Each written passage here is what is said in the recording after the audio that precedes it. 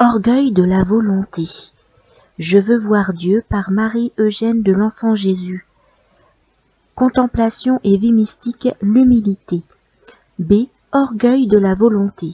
Cet orgueil qui réside dans la volonté se nourrit des biens que la volonté trouve en elle-même, de son indépendance, de son pouvoir de commander et de sa force dont elle a pris conscience.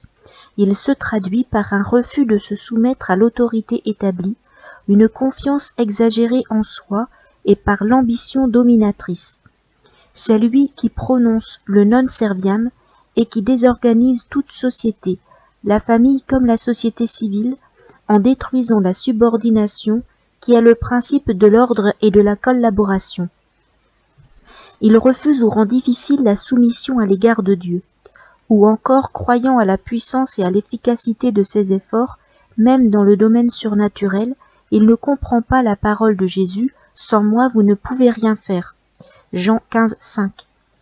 Ou celle de saint Paul « C'est Dieu qui fait le vouloir et le faire » Philippiens 2, 13. Ainsi, l'orgueil de la volonté, en se refusant à toute soumission, s'oppose au règne de Dieu et à l'emprise de la grâce. Seul le Christ Jésus, venu pour servir et non pour être servi, qui s'est fait obéissant jusqu'à la mort et la mort de la croix, peut apprendre par son exemple la noblesse et la valeur de la soumission.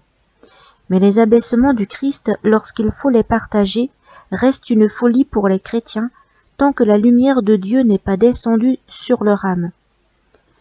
Les premières oraisons contemplatives, en révélant obscurément à l'âme une présence transcendante dans les flots suaves de la quiétude ou dans l'impuissance de la sécheresse, atteignent l'orgueil en enchaînant la volonté. Les grâces d'union des cinquièmes demeures qui font sombrer les facultés dans l'obscurité du divin, d'où elles reviennent avec la certitude d'un contact avec Dieu, les brisent, et la volonté désormais sera souple à tous les vouloirs de Dieu. Un long et rude labeur d'ascèse pourra suppléer à cette grâce mystique et mériter l'emprise divine qui réalisera l'union de la volonté.